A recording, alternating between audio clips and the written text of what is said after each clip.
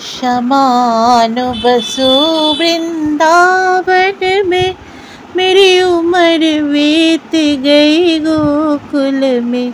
समान बसो वृंदावन में, मेरी उम्र बीत गई गोकुल में। हरे कृष्ण कृष्ण कृष्ण हरे हरे, हरे राम राम राम हरे हरे। বৃন্দাবন তো আমি যাইনি, তবে বৃন্দাবন আমাকে টানে। জানি না রাধারানীর কবে ইচ্ছা হবে, কবে তিনি আমাকে ডেকে নেবেন তার কাছে। ভীষণ মনের স্বাদ যে একবার অন্তত ভগবানের জন্মস্থানে গিয়ে ভগবানের মাটি আমার হৃদয়ে স্পর্শ করে আসব। তো যাই হোক, আমার এই ছোট্ট ঘরটাকেই আমি বৃন্দাবন সাজিয়ে তুলবার চেষ্টা করলাম। রাধে রাধে বন্ধুরা, জয় শ্রীকৃষ্ণ। সকালবেলা চলে আসলাম জন্মাষ্টমীর দিন কিছু কথা বলতে তোমাদের কাছে। আমি শম্পা লাইফস্টাইল চ্যানেলে। আজকে আমি আমার পুচুর জন্মদিন কিভাবে পালন করছি। পুচু মানে তোমরা তো জানো, আমার ছোট্ট গোপুকে, ছোট্ট গোপালকে আমি আদর করে পুচু বলে রাখি। তো আমার ছোট্ট পুচুর জন্মদিন আমি কিভাবে পালন করছি তোমাদের সাথে আমি শেয়ার করব। আর এই যে সকালবেলা দেখো এক গ্লাস জল আমার অ্যাফার্মেশনের জন্য লাগে। সকালবেলা এক গ্লাস জল আমার অ্যাফার্মেশনের জন্য লাগে। এই গাড়ির আওয়াজে কথা বলা যায় না, যাই হোক।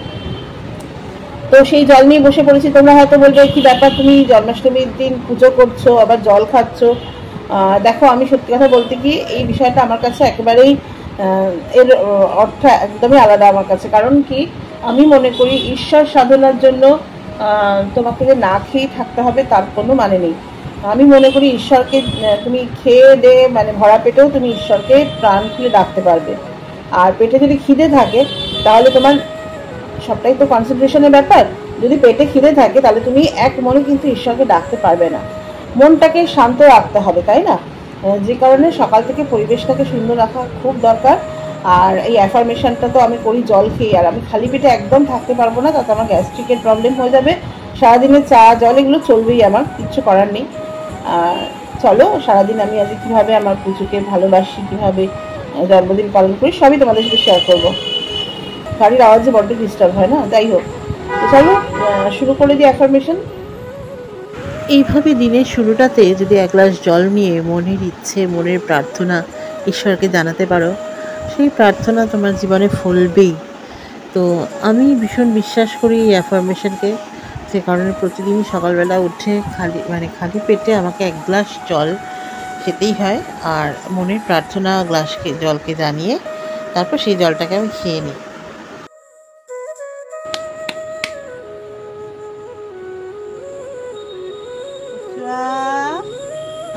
তো বন্ধুরা, এখন আমার ছোট্ট পুচুকে আমি একটু আদর করে ঘুম থেকে তুলছি। প্রথমে তো ঘুম থেকে তোলার আগে হাততালি দিতে হয়, দিয়ে ঘুমটা ভাঙাতে হয়, তারপরে আদর করে তুলতে হয়। এই যে আমার বৌমণি আর আমার গোবিন্দ দুজনকে তুলে দিলাম, ঘুম থেকে উঠে পড়লো। এবার এখানে যে ছোট্ট আমার একটা বাঁকে বিহারি আছে, বাঁকে বিহারিকে তুললাম। তোমরা জানো বাঁকে বিহারির লকেটটা, আমার তো বাঁকে বিহারির ছবি নেই, বাঁকে বিহারির লকেটটাকে আমি প্রভু গোবিন্দ মনে করে আমি রাখি। আর এই যে আমার ছোট্ট পুচু ঘুম থেকে উঠে পড়েছে। এরপরে আর একটা পুচু আছে, সেই পুচুটাও ঘুম থেকে উঠবে, দেখতে পাচ্ছ তোমরা, একেও তুলে দিলাম। তো এবার এদেরকে আমি সকালবেলা পুচুর আজকে এই জামাটা একটু ফেড হয়ে গেছে, এটা পাল্টে দেবো না। এখন জন্মদিনের নতুন জামা এক্ষুনি পরবে না, দুটো জামা পুচুর হয়েছে বটে, তো এখন এমনি একটা সুন্দর জামা পরিয়ে দেবো। তো বিছানাটা তার আগে ঝেড়ে পরিষ্কার করে গুছিয়ে নিই পুচুর বিছানাটা। আর আজকে একটু সুন্দর চাদর পেতে দেবো, বেড কভার বিছানায়, পুচুর বিছানাতে। ওই যে ওইটা মাথায় ভাঁজ করে রাখলাম, মানে ওটা গায়ে দেওয়া হয় রাত্রিবেলা, গায়ে দিয়ে শোয় পুচু। এগুলো সব আমি নিজে হাতে তৈরি করেছি, তোমাদের আগে দেখিয়েছিলাম একটা ভিডিওতে, তোমরা দেখেছো নিশ্চয়ই। আর যদি না দেখে থাকো তাহলে গিয়ে দেখে এসো, আমার চ্যানেলে আছে, অনেক আগের ভিডিও, যদিও খুঁজে পাওয়াটা একটু সমস্যা হয়ে যেতে পারে, কোথায় ঢুকে আছে। যাই হোক, তো বিছানায় একটা সুন্দর বিছানার চাদর পুচুর বিছানায় পেতে দিলাম। আজকে জন্মদিন বলে কথা না, আমার ছোট্ট পুচুর জন্মদিন, তা ওই জন্য ওর শয়ন কক্ষটা একটু সুন্দর করে তো রাখতে হয়, তাই জন্য সুন্দর একটা চাদর পেতে দিলাম। তো যাই হোক, মোটামুটি পুচুর বিছানা কিন্তু আমার গোছানো হয়ে গেছে। তো বালিশটা এখানটা রাখলাম, তো যদি কখনো মনে হয় একটু টায়ার্ড লাগছে সে একটু হয়তো বসতে পারে আমার ছোট্ট পুচু। আর এই জামাটা এখন হলুদ জামাটা পরাবো। তো তোমরা জানো পুচুর ভীষণ পছন্দের রং হচ্ছে হলুদ, হলুদ রং পুচু ভীষণ পছন্দ করে, ভীষণ ভালোবাসে। তো চলো আগে পুচুর মুখ চোখ, বাসি মুখ চোখ একটু ধুয়ে দিই। পুচু তো ঘুম থেকে উঠেছে, ওই জন্য চোখ মুখটা আগে ভালো করে পরিষ্কার করে দিলাম। এরপরে কিন্তু পুচুর জামা কাপড় পরিয়ে দিতে হবে, মানে পরিষ্কার সুন্দর একটা জামা পরিয়ে দেবো। তো প্রচুর বাসি কাপড়টা ছাড়াতে হবে। আর এই যে বাসিটা, পুরনো বাসিটাকে আজকে পাল্টে দেবো। আজকে কিন্তু পুচুকে একটা নতুন বাসি দেবো। পুচুর সব থেকে পছন্দের জিনিস, সবচেয়ে ভালোবাসার জিনিস হচ্ছে বাসি। আর সেই বাসিকে কিন্তু সেই বাসি, পুচুর বাসি আমি পুচুকে আজকে সকাল সকাল উপহার দেবো, নতুন বাসি। তো যাই হোক, পুচুর পুরনো এই যে বাসি জামাটা ছাড়িয়ে দিলাম পুচুকে। আর এই যে হলুদ জামাটা পরবে এখন পুচু। তো এখন এই জামাটা পরিয়ে দেবো, তার আগে উপরে উড়নিটা পরাতে হবে। তো ওই জামাটার সাথে যে উড়নিটা আছে ভারী সুন্দর, হলুদের সাথে সাদা সবুজের একটা কন্ট্রাস্ট করা উড়নি। তো সেই উড়নিটা পরিয়ে দিয়ে ওটাকে আমি ভালো করে গায়ে জড়িয়ে নিলাম। এবারে হলুদ জামাটা পরিয়ে দেবো। পুচুর কিন্তু যে ভারী মজা, আজকে তো জন্মদিন পুচুর। আর পুচুর জন্য বিকেলে একটা তো স্পেশাল গিফট আছে, তোমরা দেখতে পাবে একটা স্পেশাল গিফট। এটা আমি পুচুর জন্য আজকে অর্ডার দিয়েছি, আজকে চলে আসবে দুপুরবেলা। আসলে পরে ওটা সন্ধ্যাবেলা পুচুকে দেবো। তো যাই হোক, পুচুকে এখন একটা সুন্দর জামা পরিয়ে দিলাম। এটা যদিও জন্মদিনের নতুন জামা নয়। বাবা দেখো, আমি এখন এডিট করার সময় দেখছি পুচুকে তুমি উল্টো জামা পরিয়েছিলাম।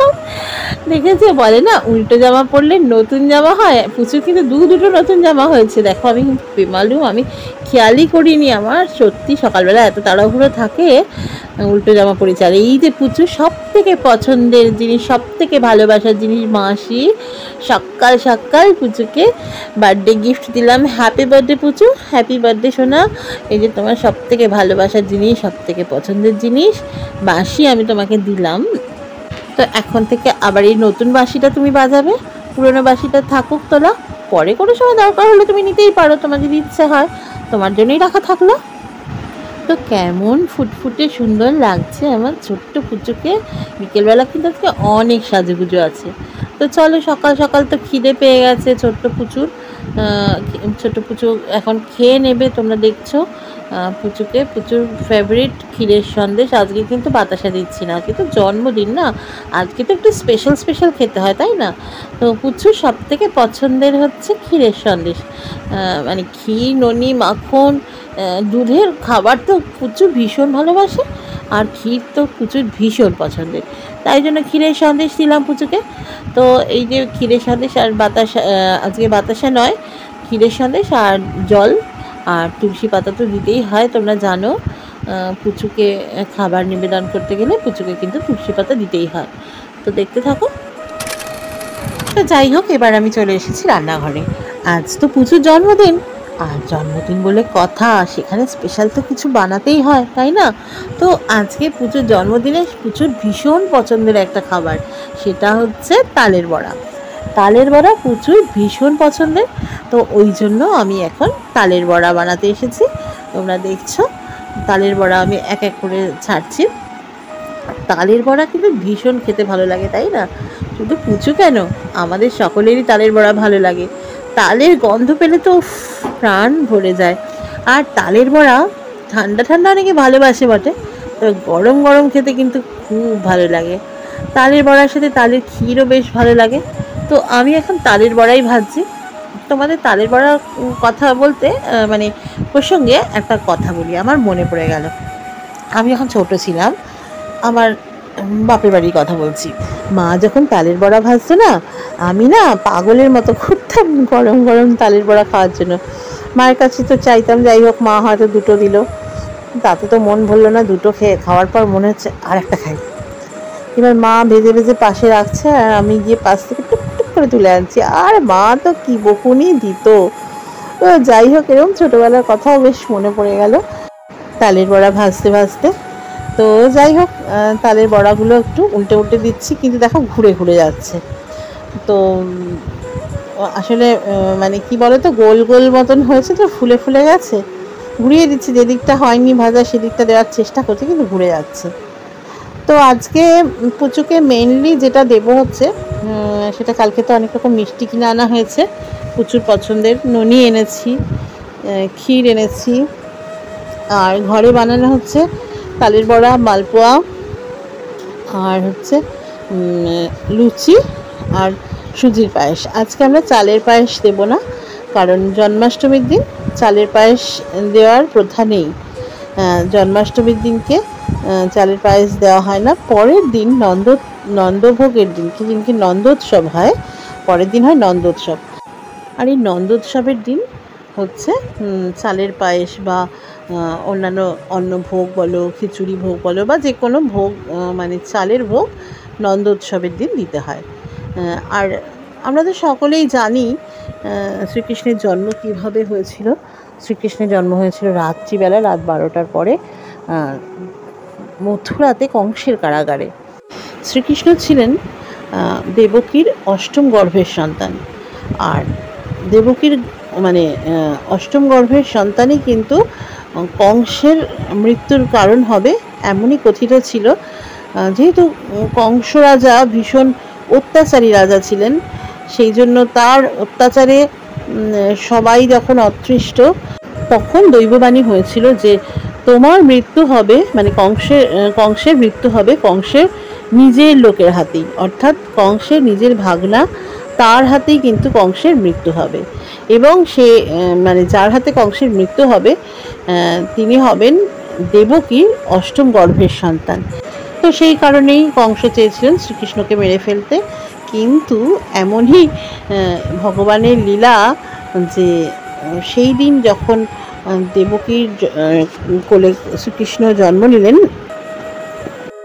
ঠিক তার আগেই মহামায়া আমাদের বসুদেবকে, মানে শ্রীকৃষ্ণের যে বাবা, তাকে দেখা দিয়ে বললেন, মানে দুজনকেই, দেবকী এবং বসুদেব দুজনকেই দেখা দিলেন, দেখা দিয়ে বললেন যে আমি নন্দালয়ে নন্দের ঘরে জন্ম নিচ্ছি একই সময়ে যেই সময় শ্রীকৃষ্ণের জন্ম হবে, এবং আমি আমার মায়া বলে সমস্ত প্রহরীদেরকে ঘুম পাড়িয়ে দেব, নিদ্রাচ্ছন্ন করে দেব। সেই সুযোগে কিন্তু তুমি শ্রীকৃষ্ণকে এখান থেকে নন্দালয়ে রেখে আসবে, আর নন্দালয় থেকে আমাকে তুমি এখানে নিয়ে আসবে। এবং সেই কথা শুনে বসুদেব এবং দেবকী একটু আশ্বস্ত হলেন, এবং যথারীতি তারা কিন্তু যেই শ্রীকৃষ্ণের জন্ম হলো, সেই একই সময় নন্দালয়ে আবার যশোদার কোলে জন্ম নিয়েছেন মহামায়া। আর এদিকে বসুদেব কী করলেন, যখনই শ্রীকৃষ্ণের জন্ম হলো, অদ্ভুতভাবে সমস্ত প্রহরীরা কিন্তু, মানে জেলের, মানে কারাগারের সমস্ত প্রহরীরা কিন্তু নিদ্রাচ্ছন্ন হয়ে পড়ল, এবং অদ্ভুতভাবে সমস্ত কারাগারের দ্বার খুলে গেল, একদম প্রত্যেকটা শিকল খুলে গেল। আর নন্দরাজা একটা ঝুড়িতে করে, মাথায় করে শ্রীকৃষ্ণকে নিয়ে, আর সেদিন হচ্ছে প্রচণ্ড ঝড় জল বৃষ্টি। ওই রাত 12টার সময় শ্রীকৃষ্ণের জন্ম, গায়ে কাঁটা দিচ্ছে, ভাবতে গেলে বলতে গেলেও গায়ে কাঁটা দিচ্ছে। আর ইমাজিন করো, ওরকম একটা দুর্যোগের রাতে মাথায় করে শ্রীকৃষ্ণকে নিয়ে নন্দরাজা যমুনা পাড়ি দিলেন। আর এই যমুনা পার করে তখন রেখে আসলেন নন্দরাজার ঘরে। তখন ওখানে মহামায়ার জন্ম নিয়েছেন। মহামায়াকে তিনি তুলে নিলেন তার কোলে, আর শ্রীকৃষ্ণকে ওখানে রেখে আসলেন। এবার যখন মহামায়াকে নিয়ে আসা হলো, আর ওদিকে তো যখন নন্দরাজা ঘর থেকে ফিরে আসলেন, বসুদেব ফিরে আসার পর আবার যথারীতি প্রহরীদের জ্ঞান ফিরল। তারা ভুলেই যাচ্ছে যে তারা ঘুমিয়ে পড়েছিল, আর সমস্ত যে কারাগারের দরজাগুলো আটকে গেল। এদিকে খবর গেছে কংস রাজার কাছে যে দেবকীর অষ্টম গর্ভের সন্তান জন্ম নিয়েছে। আর কংস রাজা যেই না শুনেছে, এসে ওই কারাগারের এসে ওই ছেলে কি মেয়ে সন্তান, ছেলে সন্তান কি মেয়ে সন্তান, অত কিছু দেখেননি। বাচ্চাটাকে নিয়ে গিয়ে যেই দেয়ালে আছাড় দিতে গেছে, অমনি তো মহামায়া তার হাত থেকে ছেড়ে গিয়ে একদম দৈববাণী হচ্ছে, তোমারে বধিবে যে গোকুলে বাড়ি শেষে। ব্যাস। আর তো কংস রাজা তো অষ্টম গর্ভের সন্তানকে মারতে পারলই না। এইবারে তারপর থেকে পড়ে গেলেন শ্রীকৃষ্ণের পেছনে। শ্রীকৃষ্ণকে কিভাবে বিপদে ফেলা যায়, তাকে কিভাবে মারা যায়, সে তো অনেক গল্প তোমরা জানো। এই ছোট্ট পরিসরে এত কিছু বলা যাচ্ছে না। তো যেটা বলতে চাইছিলাম যে ওই যে নন্দ রাজার বাড়িতে রেখে আসা হলো, পরের দিনকে নন্দগাঁয়ে মানে বৃন্দাবনে জন্মাষ্টমী পালন হলো। ওই জন্য জন্মাষ্টমী দুদিন পালন হয়। তাই জন্য দ্বিতীয় দিন যেহেতু নন্দালয়ে মানে বৃন্দাবনে নন্দরাজার ঘরে জন্মাষ্টমী পালন হয়, কৃষ্ণের জন্মদিন, তারা তো জানেন যে তাদের সন্তান, সেই জন্য দ্বিতীয় দিনের জন্মাষ্টমীকে বলা হয় নন্দ উৎসব। যেহেতু নন্দ উৎসবের দিন নন্দরাজা নানান ধরনের ভোগ, অন্ন এবং মিষ্টান্ন নানান কিছু সাজিয়ে দিয়েছিলেন, তাই জন্য ওই দিনকে অন্নভোগ দেওয়া হয়।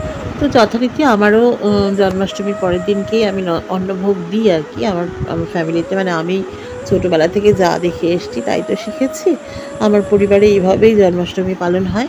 তো যাই হোক, জন্মাষ্টমীর ভিডিওটা অনেক বড় হয়ে গেল। আর আজকে তো সকালবেলা একবার তিলক নিয়েছিলাম, যখন আমি বাসি কাপড় ছেড়ে স্নান টান করে আসলাম তখন একবার তিলক নিয়েছিলাম। আর এখন বিকেলে স্নান টান করে আসলাম, মানে ঠাকুরের রান্না টান্না করে নিয়ে তারপর আবার একবার স্নান করে ফ্রেশ হলাম। তো এখন তিলক নিচ্ছি। এরপরে পুজো টুজো আছে সমস্ত, সবই শেয়ার করব, কিন্তু একটা পর্বে ভিডিওটা যাবে না, দুটো পর্বে যাবে, কারণ অনেক বড় হয়ে গেছে। আমি প্রথম হাফে যেরকম ভিডিওটা করেছি সেইটা তোমাদেরকে শেয়ার করলাম। আর বিকেলবেলা রাত্রে তো পুজো তো হবে, রাত্রে রাত 12টায় কৃষ্ণের জন্ম হয়েছে, অতএব রাত্রিবেলায় পুজো হবে। কিন্তু এই দুটো পর্বে আর কি, প্রথম পর্বটা দিলাম, আবার আসছে দ্বিতীয় পর্ব। তো তোমরা কিন্তু যদি কেমন লাগলো সেটা কমেন্ট করে জানিও। যদি ভালো লেগে থাকে তবে অবশ্যই লাইক শেয়ার করো। টাটা, নেক্সট পর্বে দেখা হচ্ছে।